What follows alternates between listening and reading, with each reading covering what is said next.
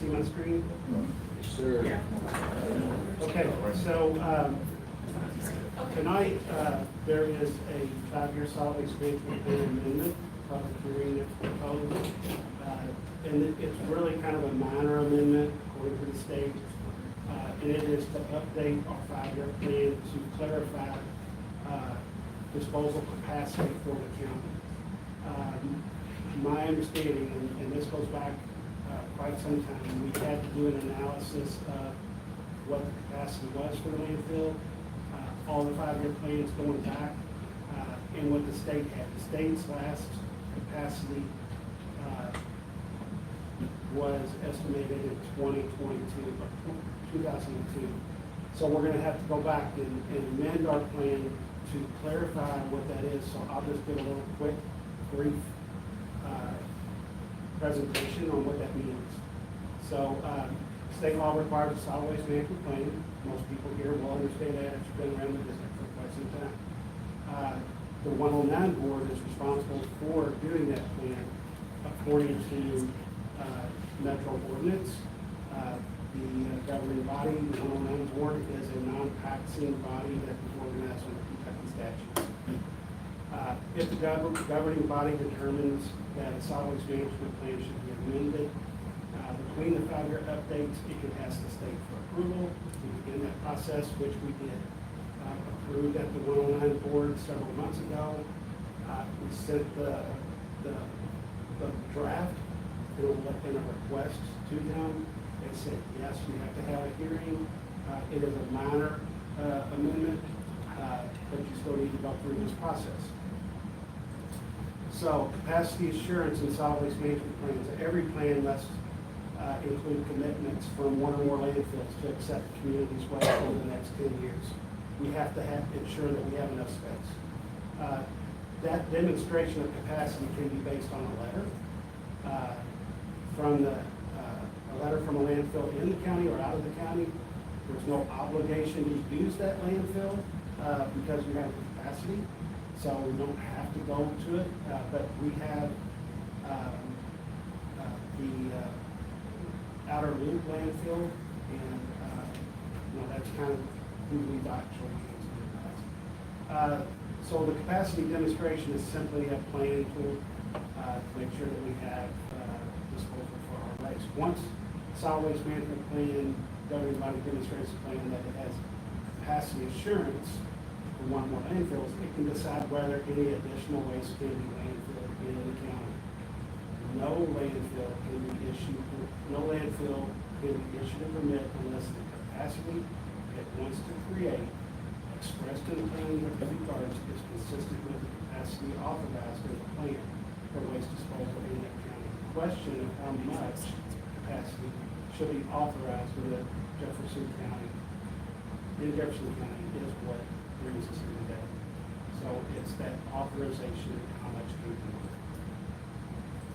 So the proposed amendment, by the amendment, because the current plan is inaccurate, so it doesn't meet the state law. The current plan states that the total capacity for waste disposal at Outer Loop is 10 million tons, 2023 and 2033. And that amount disposed in the landfill today is zero. The revised text, if approved, would correct that and provide the total capacity authorized today as 72,818,627 cubic yards. The authorized amount authorized in the past plan. That amount of the waste disposed in the landfill today from 2002 is 27,467,634 cubic yards. And that the remaining authorized capacity is 45,350,933 cubic yards. That's how much space is left. So now we have a better understanding of how much space is left in the landfill for disposal. If approved, after considering all the public comments received at this hearing and during the comment period, the plan amendment would limit the capacity authorized in the solid waste management plan for solid waste disposal in the outer landfill to the volume of waste already approved that solid waste management plan going forward. If the plan is amended and in the future, landfill seeks to permit it to expand beyond the capacity already approved in the state division of waste and solid waste, it would need to first request an amendment of the solid waste management plan to provide the additional capacity and to receive a letter from the district that the proposed expansion is consistent with the capacity authorized in the plan. That proposed amendment to the solid waste management plan will go through the same public hearing process. So we're doing a reset, is what this really kind of comes down to. And we're making sure that we understand what that capacity is so that we can do plans in the future. So what happens next? After the close of the comment period tonight, the board will consider and respond to each comment received, which is received now. So be sure to leave your notes. Then the district will decide at a future meeting, although if there's no comments that can be decided tonight, for which public notice will be published, whether to finalize the proposed amendment to the solid waste management. There will be no immediate effect on solid waste disposal since there remains a significant amount of capacity that was previously authorized in past solid waste management plans for waste disposal at the Cottonwood landfill, and for which the state permit has already been issued. Questions? Yes, I apologize if I overlooked the qualifier, but are these quantities for what is generated in Jefferson County or altogether, whatever county that can go into the landfill? This is a sum of everything. Okay. And we have to get a piece of that for the next 10 years that we're guaranteed.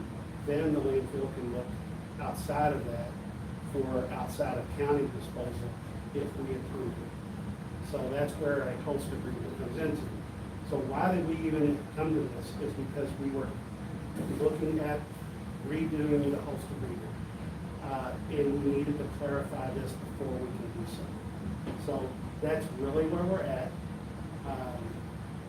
I think that once this is complete, it'll be pretty painless and quick tonight. We'll have a better understanding of where we're at for the future, and we can get on with negotiating the host agreement. Thank you. I have another question, but it could wait if you want me to. Go ahead. How did we determine that we went from 70 some odd to 40 some odd? And it was tons, not cubic yards, right? Thank you, that was my question. It is cubic yard. Okay. All of that is that every year the landfill has to have flyovers, and they look at the remaining volume and capacity based upon their measurements. Geometry. The landfill has to report that to the state, and the state monitors that. We monitor where the waste comes from because as the old host agreement, they were able to accept waste from 96 different counties in the region. But, there was a lot to that last host agreement about bioreactor landfills and degradation to free up space, and it really kind of made things much more confusing than it really needed to be. So, I don't know if I answered the question. You did, thank you.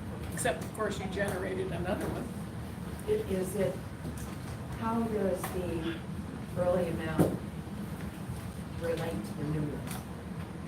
In other words, if we're going from the 72 now to the 47, how do those, since they're two different measurements, how do they relate? Have we got a lot less or? So, no, we passed an amount for impact.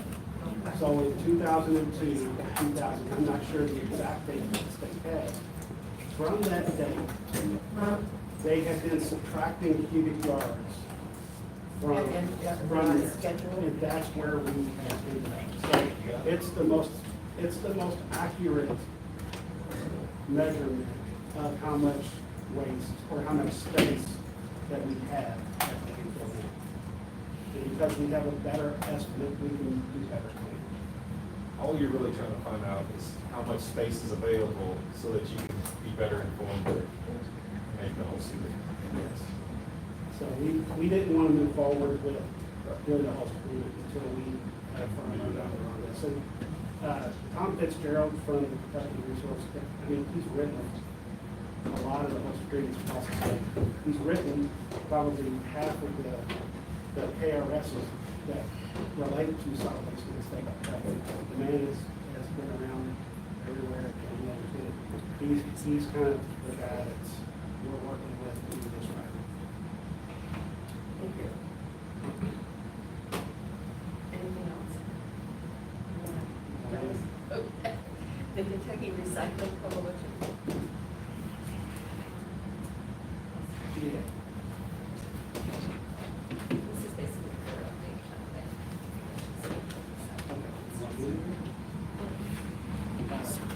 The Kentucky Resource Council, probably in 2023.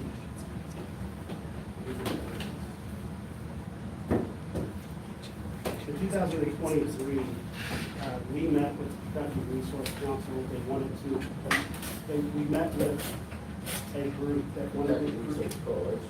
Yeah, coalition.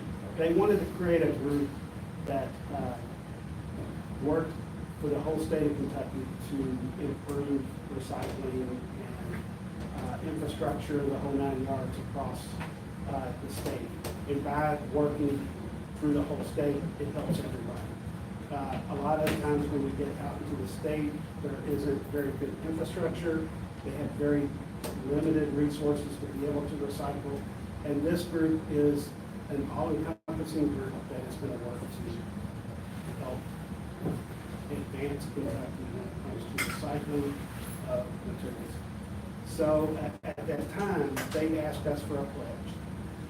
And the board at that time in 2023 pledged $10,000 startup money, as well as other groups and haulers, I think Whitefield was one, that put up money as fee to get this thing started. It's taken that long. They have created a board, they've set a course, and they're ready to go. They came back to us to ask for us to honor the pledge. So the board honored that pledge and voted to provide those funds for the coalition. We haven't sent them the money yet, but we asked them to also come back in 6 months to give us an update as to how that's going. There's been a long arduous process, so they are just now getting started. Membership is, you get membership, and serve as part of that if you guys want to. So we'll let them build that out until it's up to you. We honored our pledge for $10,000 to help them start. There are 7 of us physically present here who want to go back. We need 8 8. to be, unless we have people in the campus line. There's that camera. Faces. Thank you, Kim. Has everybody had a chance to read the minutes? Are there any changes? Then I'll move for motion to approve. Second? Second, thank you. All those in favor? Opposed? Motion passed. And now we're at litter perception survey results. Yes.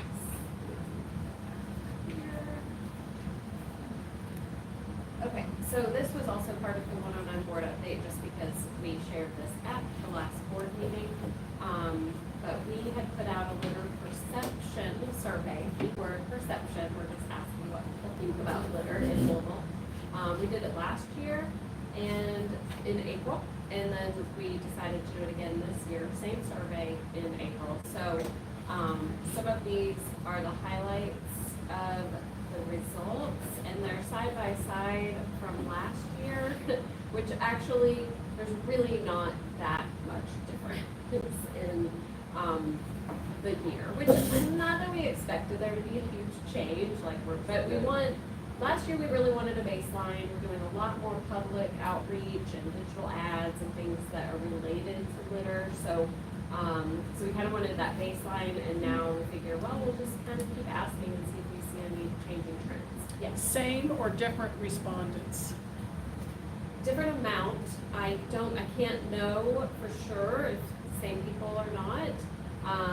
We had not as many respondents. I think it was about 1,100 last year and closer to 700 this year. So it's not, I mean, when you think how many people there are, it's not Yeah. much, but for a survey, it's probably pretty good.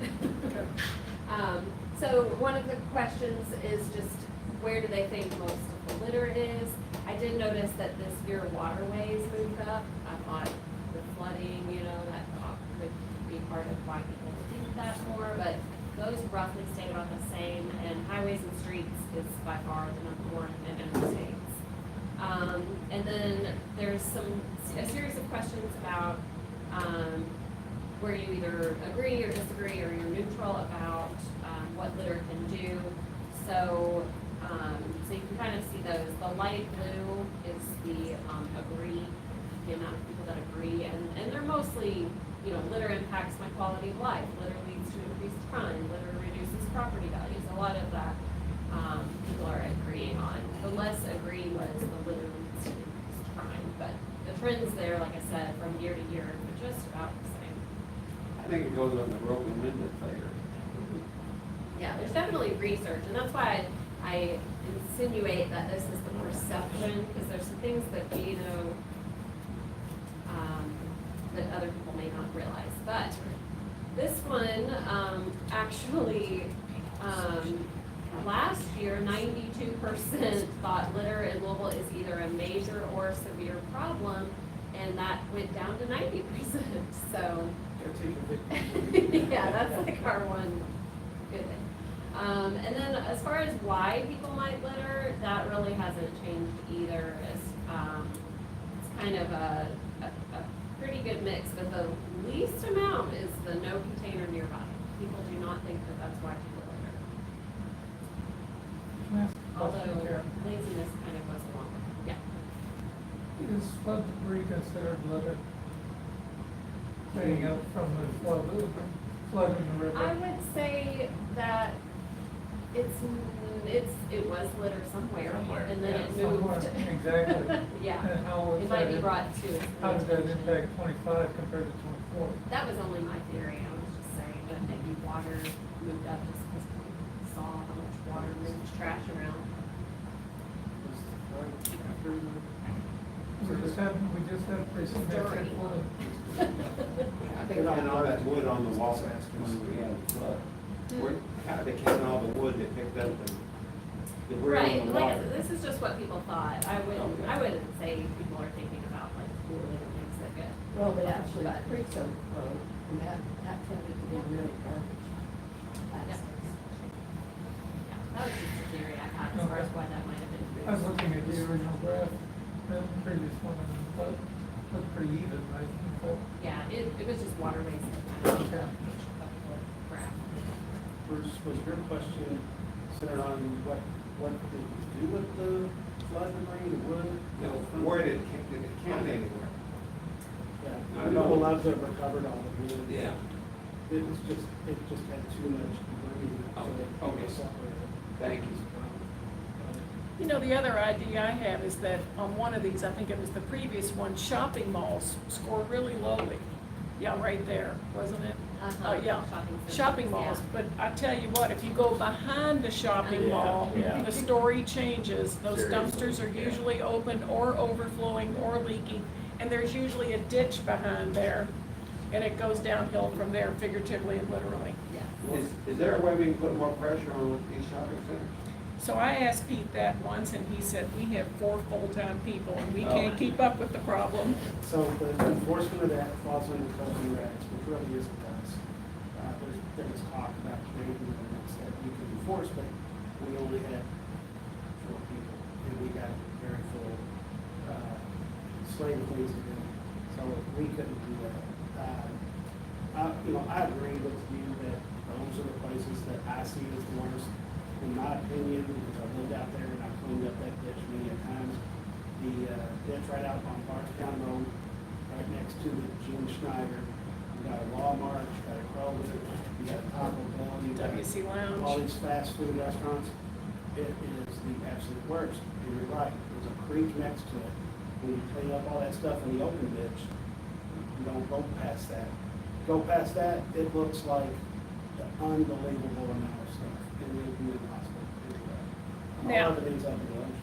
The health department has a rule that requires food service establishments, grocery stores, restaurants, bars, joints as they call it, they have to have their lids shut. And therefore, the breeze can't just pick up the stuff and toss it everywhere. So maybe we need to reach out to the health department and urge more help on that one.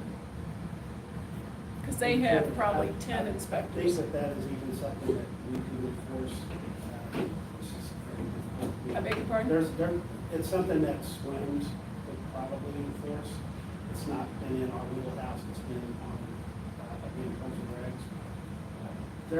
There's a huge number of issues with being able to enforce that. Needs to have a lid, no doubt. Needs to be empty often enough to keep it there. I think that's the bigger problem. And if there's a illegal dumping in that dumpster, and everybody else is using it, you don't have enough room for your stuff, that's also a problem, but we're starting to impound a lot of people for that, because a lot of businesses have figured out that they can send that to us, and we can impound this product, and we have. Some of it is if there isn't staffing, to get to that dumpster on that day, you get some overflow. I think that the front load truck is one of the major contributors of litter on the highway. If that dumpster is overflowing, sometimes you get that stuff on top of the front load truck, and when you get on the highway, it goes off. So that is part of the problem. But I agree that that's key, part of the key to the litter. So timing is everything. And last week, the Kroger on Goss Avenue was shut down. Initially, it was 3 aisles for rodent infestation, and then they finally got around to shutting the whole store down and making them knock it down, clean it up, take proper care. I don't go behind there, but I'm gonna start just to see, but I'll guarantee you those rats were out back too. And that's, once you get them in the store with all that food, it's over. But if you kept them out from out back, you might not have gotten that infestation there. Maybe this is the time to strike. I think that bringing that as an education piece, I think we'll do that. Mike had his virtual hand up, but now it's down.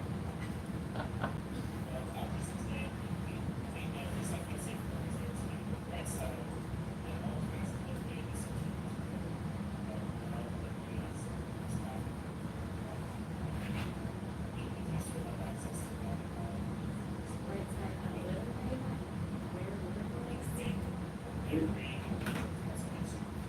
Yeah, so you're talking about the cleanliness assessments that was done in each metro council district. Yeah, I was involved in that. I'm not sure that we still have that data. But, Brightside is now in our building. So it may be a situation where we can have Brightside come and give us a presentation on their thoughts of. Right. And remember, these graphs have nothing to do with what is actually outside. This is perceptions only, and that's something that's really hard to measure, so we're just kind of trying it out. Just getting people's thoughts on litter and seeing if that changes at all, knowing that we are going to continually put some messages out there. And this on the screen was the next one. I think people litter either accidentally, on purpose, or both. And the accidentally is very tiny. Not very many people think it's accidental, but a big portion do think it's both. But most people think it's on purpose. But a lot of litter actually does happen accidentally. It's just amazing how willing people are to throw that litter It's true, yeah. without thought. I think it's those people that infuriate you when you see it. But in the grand scheme of things, they're probably not they're not the cause of the most litter, in my. No, it's that incidental that you see. I mean, it's really the illegal dumpers, those kind of things. Now, Sarah Lynn's comment about vectors, garments. It does not take long They're not done. for a pile of waste you draw in a vector. Whether it be a raccoon, rat, I mean, you name it. Couple hours. Yes. Where we live. They are everywhere. So, They're watching me. You know, the best the city of Louisville ever had, when we had all kinds of federal money and an army of people doing rat bait, was 2% infestation in the homes of Louisville. 2% was our best ever, right? It's probably in the double digits. The other graph that really hasn't changed a whole lot was, if you've seen or heard messaging about litter, the majority says no. We were saying, so last year, this was, right before we did another like litter campaign, it's our second one. This year's campaign so far, we were saying, like about social media, that actually, went up a little bit, but we were saying that our messaging this year has been focusing on people using our services because that indirectly relates to litter.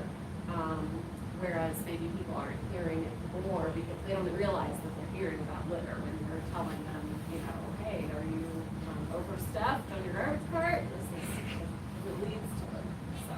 I think another component of our education campaigns is that it focuses on age group, and it's really kind of specific to certain ones that are prone to litter. But a sizable number of people that responded to the survey were outside of that demographic, so I'm not sure how many people it reached. So, I mean, we're hitting it pretty hard. Yeah, this one was a little disheartening because, last year, well, the graph there where it says rarely, it spiked up.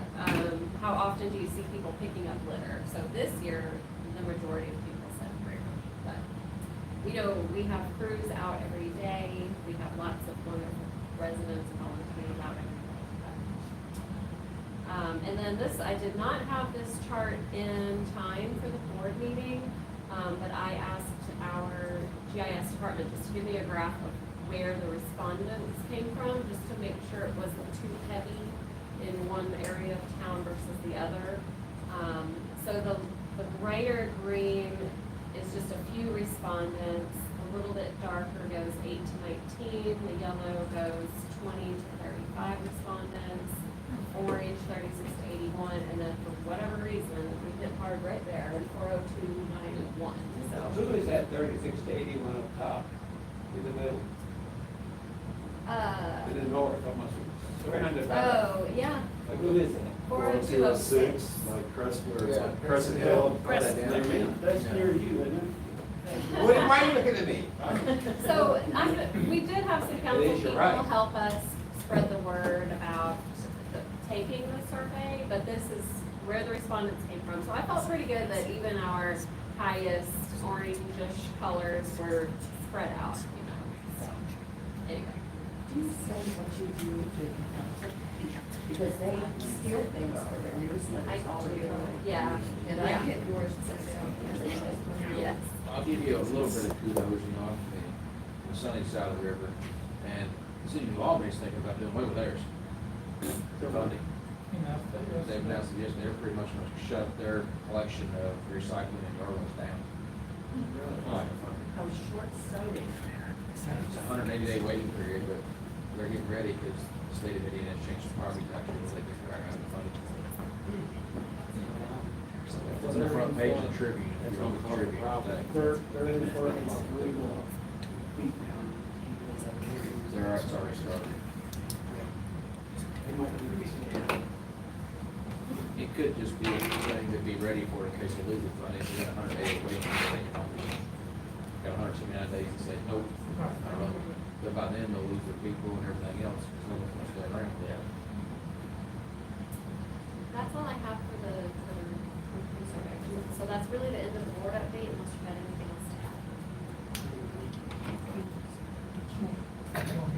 Sure. I thought of a question listening to all this. I have now 4 times found a hypodermic half of which had needles attached to them not far from the office and under an underpass, the one where you got the guy who was dumping.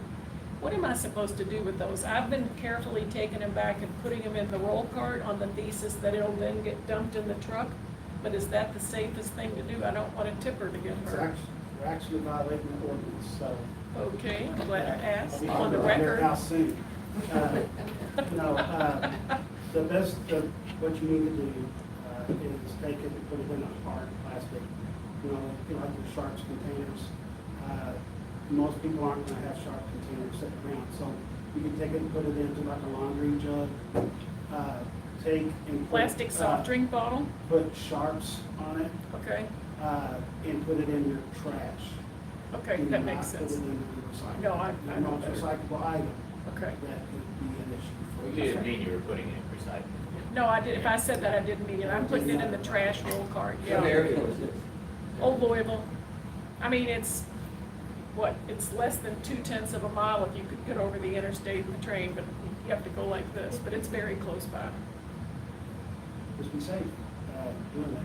Yeah. There's guidelines to being able to handle that. Okay, that makes sense, but I didn't think of it, and I appreciate knowing that. Don't turn me in now. Yeah, I guess I'm going to hand off Sanders, handing off responsibility. I do want to take the opportunity to apologize to the board for my tardiness. Things at the office kept me over, so please accept my apology. Next item on the agenda is old business, waste district application update. Right, so we are still moving forward with the grant. It feels slow, but we have established, there really hasn't been any changes to the, we made slight edits to the expenditure list. There was like a little bit of discrepancy between eligible and ineligible that seemed confusing when we went through it. So that was a small change, and so we're basically looking at this as a timeline, if you can see that. The thought is to announce July 21st that we will be doing this, and then hold an information session on July 28th, which would be like a webinar for anyone interested. Maybe they already have questions about it, or they want to learn more about how to use the eCivis platform. And then August 1st, officially open applications. So then that allowed, at that point, you can actually apply. And then we'll send out a reminder halfway through, and then deadline August 28th. So pretty much the month of August would be the month to apply. Have a couple of weeks of a review period. And so what's gonna happen, we will have a first review where I, and the idea is Rachel to help me with this when she's back from maternity leave, but that we would just be able to check for eligibility, the first check. And that way, we know that once they're ready for the review period, we know they're at least viable applications. And in the meantime, before that review period, we will have established who all is on the review committee, and we'll have a training session for that as well, because the review also goes through the eCivis platform. And we can do interviews and follow-ups as needed with our short list of candidates, and then we'll have the final selection time, which we would be including the entire board at that point to approve everything. But the idea is that we'll be able to announce recipients October 15th. So that's the timeline we're looking at. Hopefully that sounds good and makes sense. That sounds, that's acceptable, that's not like 30-day period. Yeah. Now, do we have a hard scoring matrix established? Yes, I can resend that if you all want to look at it one more time, but we do have, like criteria and then a rubric. Is that something that staff will do prior to coming to the advisory committee for approval? Well, I was talking about the reviewers, what you Reviewers. would use for reviewers, which we were hoping to have staff But I hopefully have a couple, from the board, a couple from the committee and Right. staff. And I've heard from Carl, who mentioned he'd like to be on that review committee, and Sarah Lynn, as long as there's no. I think I'm not gonna be able to, because I'm gonna be encouraging a couple of entities and kind of coaching them a little bit. But I wanted to say, I think, there's gonna be objectivity and subjectivity to this, and therefore I think we have to help staff so that nobody can say it was unfair. Yeah. Yeah, and although the platform, eCivis is kind of new, the idea of Metro offering grants from other agencies is not new. And there's a lot of checks and balances that Susan Durham has been even sharing with me, like, here's what happened with this, we don't want that to happen. So they've already learned some lessons that'll be passed on to us. I know I still have a lot to learn, we're just going through this the first time, but anyway, that's kind of where we're at. There's a few behind the scenes tasks as far as getting it into that platform, but I just at least wanted to establish this timeline, so we have something to go by. And if anybody else wants to be on that review committee, let me know whenever you can email me or. I'm not sure how many applications we'll get, but if we get 30 applications, I mean, we're not gonna have 3 or 4 people be able to review all of this. I don't know, I have no idea. I'd be surprised. Okay, if you good. Yeah, got- would not surprise me. You're making me feel better. Don't wanna get overwhelmed. It's being new, I bet you won't get that name first time.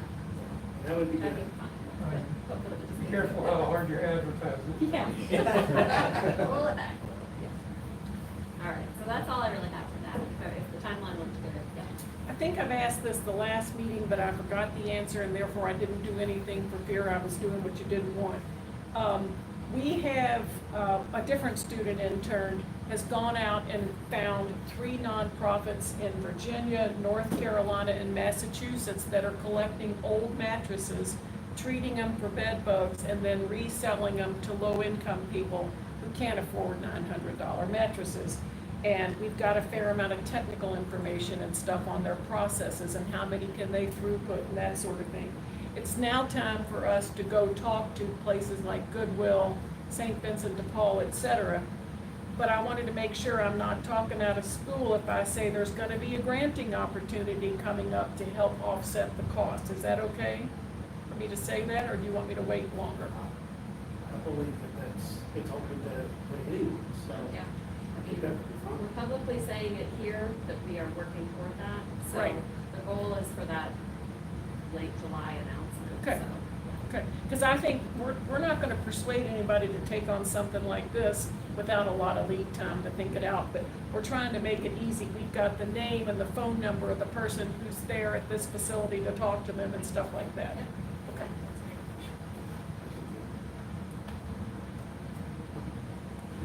I would just like to say, Karen has put an exceedingly large amount of work into this, and she has done a very good job with the input of many people in this community. So I just have to thank Karen for getting us to this point. I'm excited about seeing it in the future. If we get one project off the ground that can start the burning, then it's been, I think it's been worth it, so. Perseverance pays. Jump there. thanks.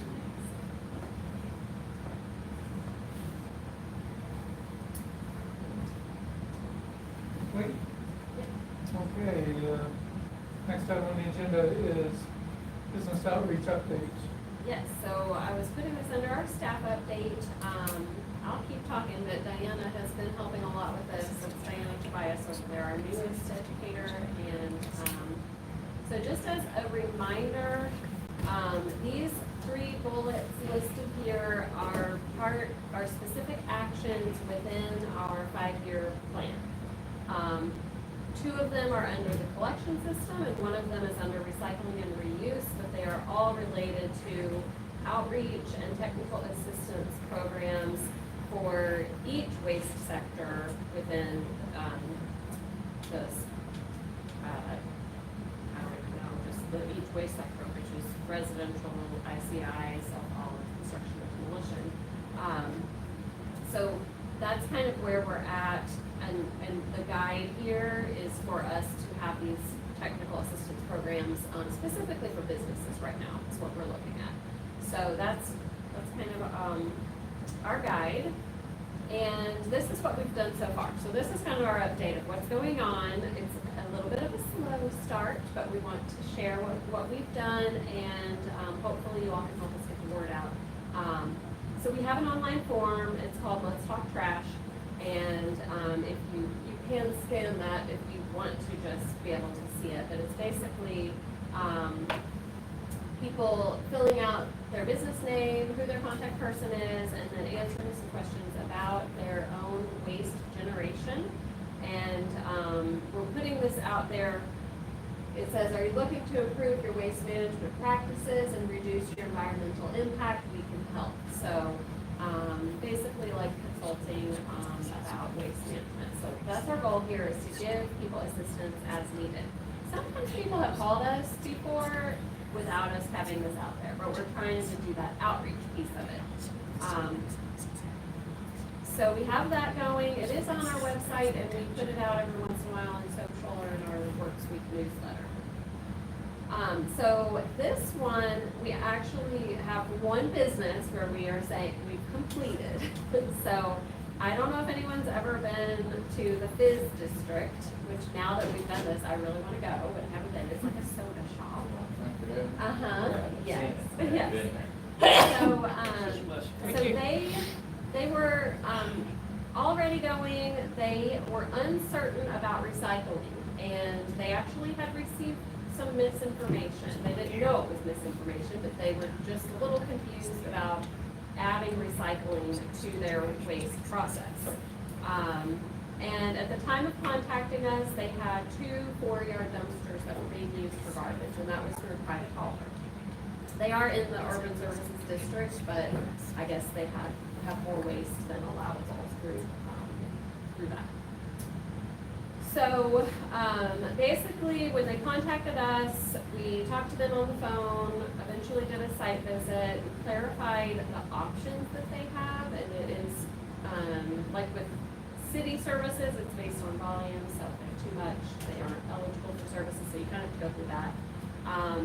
They did end up engaging with their current private hauler that they had to implement a recycling program, so they kind of got it all cleared up, and they ended up, since they already had 2 small dumpsters, they ended up just designating one as recycling and one as garbage, and then matching their frequency of collection as needed.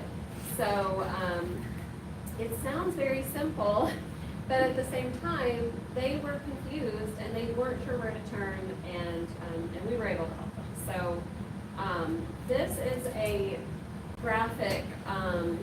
It's not exactly official because we want the Fizz District staff to approve it, but we want, and that hasn't happened yet. But it's a case study, and we want to do that with all the businesses that we are successful with and actually go through the entire process with, so that we can share that out every once in a while through social or keep on our website. So when people are thinking, I might need their help, oh, what did they do here? So that's the idea with that. So we're really excited about it. We had a few other inquiries through our form. We just haven't finished up. Sometimes people fill out the form and then they're hard to catch back up with. We had a business way out in the East End called Haysom and Sawyer. I just can't get a hold of them again. And because I just needed to know who their private hauler was and if they had a dumpster service already. And then another one is over at the church near 4th and Haywood near the baseball stadium. Somebody has a little pantry kind of thing, and they have a lot of cardboard, and we're trying to figure out recycling. So we just haven't connected yet. But so the good news is, we're working on it, and it's kind of fun. And Diana is helping lead the charge on this. The other thing that we just finished is the idea that we had was to have a flyer, a card, or something that we can leave with businesses. 'Cause we want to be able to go straight to people, but we also don't want to freak people out. Like, hey, we noticed you weren't recycling, or we noticed your dumpster's overflowing. So And you may not even be able to walk in and get the right person in the moment. So, so we wanted to have a flyer that we could leave at a business. So this is the draft that we have, which I can email this later if you all want to see it up close. But basically, it has the same info that was on the form, and then showing what we offer, and then the QR code goes to the form. That looks nice. Sorry, echo or something. So yeah, that's So the update. Next step, you're going to get the approval from Fifth District to. To be able to publish share that form. case study, yeah. Okay, good. And then, we were gonna print a few of these just on our own paper, but eventually I'd like to have them printed on nicer cardstock. To have cards we can leave. And then, so the discussion here today would just be for you all, if you have any ideas or thoughts to help improve our process. And then also, I know sometimes we have representatives from the haulers, so if there was anybody, one specific question we had, which I can put out on email too, but, is if each hauler could tell us the best contact person. Like I know who I usually go to if I have a question about WM or Rumpke or, you know, but maybe there's a more specific contact that has to do with these business accounts that, and so that would be something, we would love to know, but just to keep it streamlined. So we don't have to go through, you know, I don't have to go through you all the time if you know who else would be the other person. Yeah. Does the Urban Services District service businesses? We Or did, only residential? we service businesses, that generate less than 4 manufacturing carts a week. Less than 4, okay. So if you start to get above that, you're better to get it collected through a front load dumpster. So that's our cutoff, and we do residential, in buildings or complexes that have 8 or less units. Okay. Once it's an apartment complex bigger than they have to Then provide you their start to own. get into the private sector and large capacity dumpsters, which we don't have. I didn't realize that, or I thought it was residential only.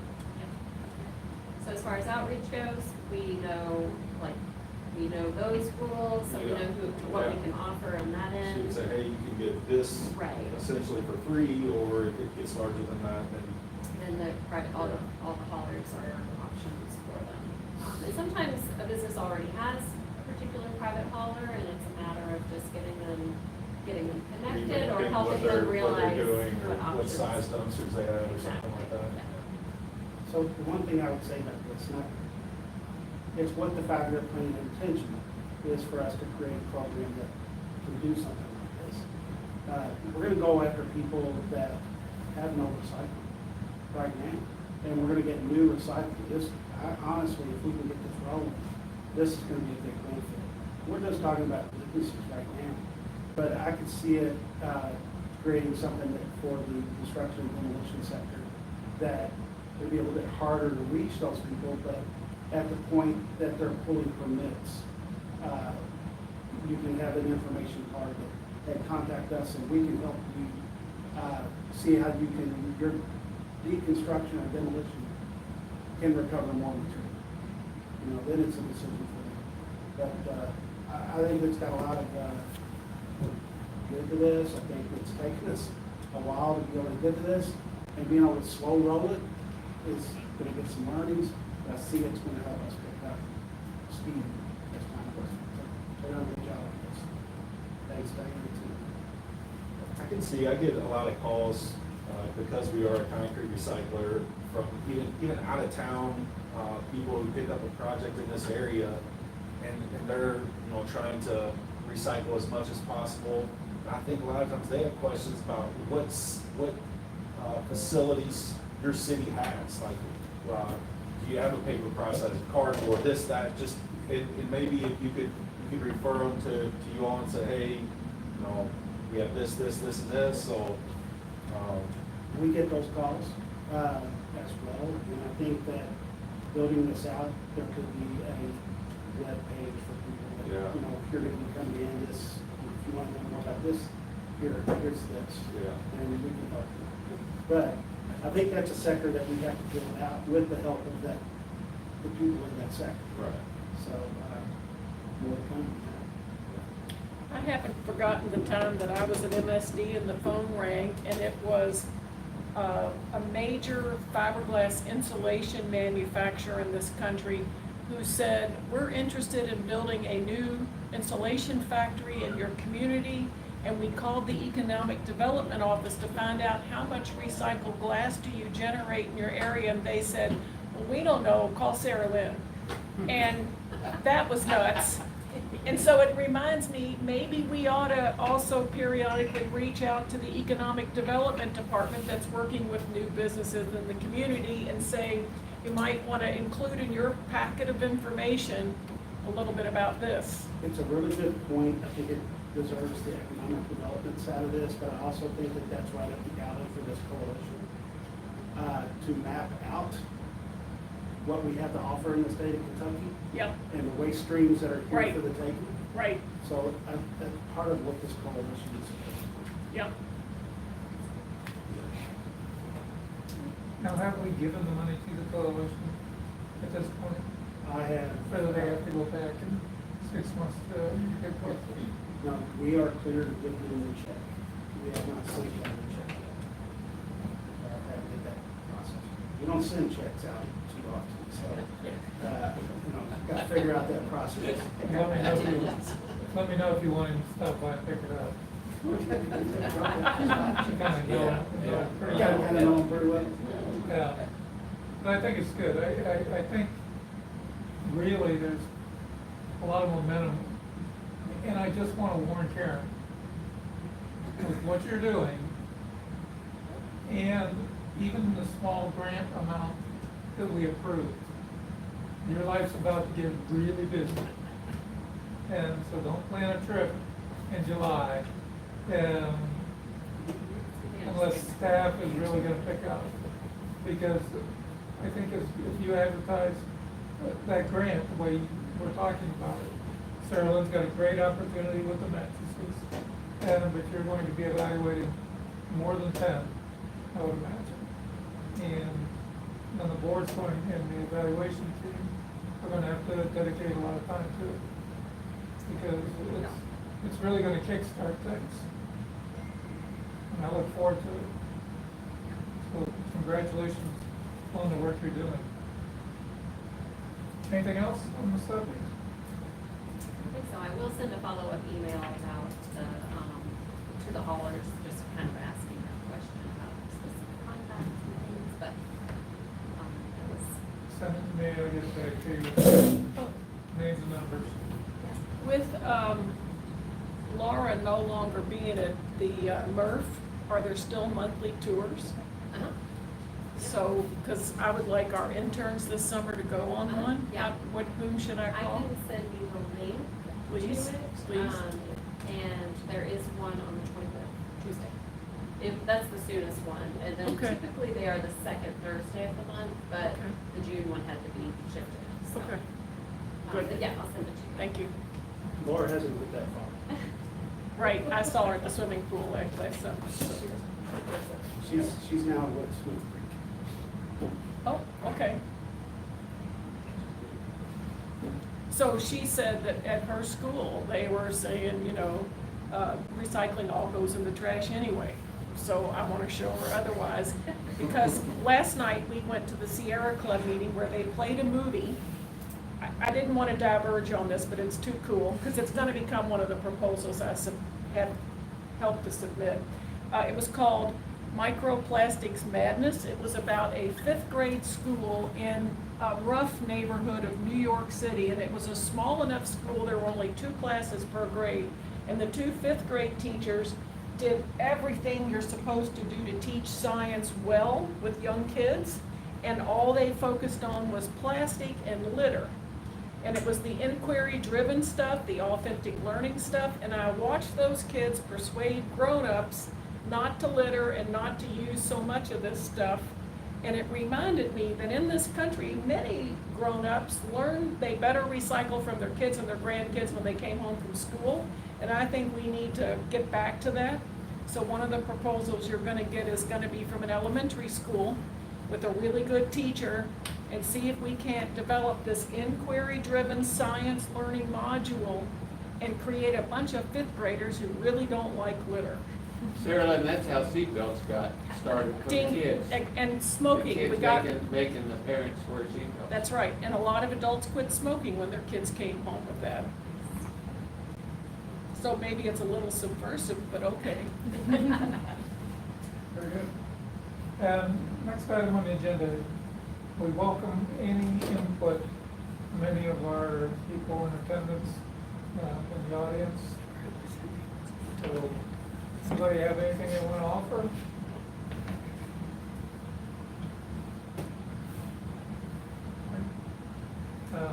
Committee members, anything you want to bring up? Actually, I do. I want to thank Karen Maynard. Our city has 4 interns this summer in a very special program out of the University of North Carolina. And their focus this summer is on civic involvement. And one of the components deals with recycling for Prospect. They're trying to make us more effective. Anyway, they have the knowledge that anybody has, like I have when I served. It's very superficial. You tend not to realize how complicated the whole issue is. You tend to think you can mandate it and make it happen. She did a fantastic job because they came back to me afterwards and they said, it's so complicated. Anyway, I really need to give her that shout out. He was there too. Yeah, no, and they really, you guys did a great job.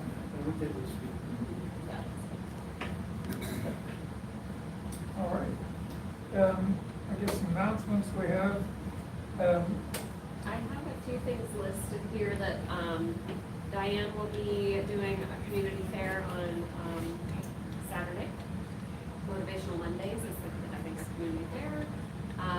We do have renovations in this exact room and area beginning next, week. So the board meeting, I believe, is still scheduled for June 25th.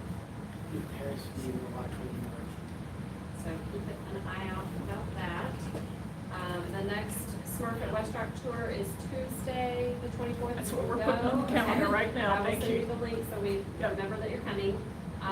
We started, well, we kind of started, a new Toulouse waste and recycling, thanks Matt's got waste and recycling 101 for residents. It's advertised like if you're new to Louisville, come hear about how waste and recycling works here in Louisville. So we put it out there for last month and didn't get anybody to join the call, but we're just gonna keep it going as a recurring. And then Diana's actually gonna record a session as well, so we can just post it as a video for anybody that wants to listen. And Alberta O. Jones Day is another community fair that we'll be at, and then our next advisory committee meeting would be July 16th. And location to be determined at this point. Is we borrow. When is the next board meeting? June 25th, Okay, that week from today. I will be out of town on the 25th. It'll be virtual. And that one will probably be virtual, so you can, Call in Florida. yeah, we expect you to. Probably be looking for some place cool to sit anyhow. Any other business we need to discuss? Hearing none, look for a motion to adjourn. So moved. Second. Second, Sandra, all in favor? Those who want to stick around? Thank you very much. Thanks, everyone.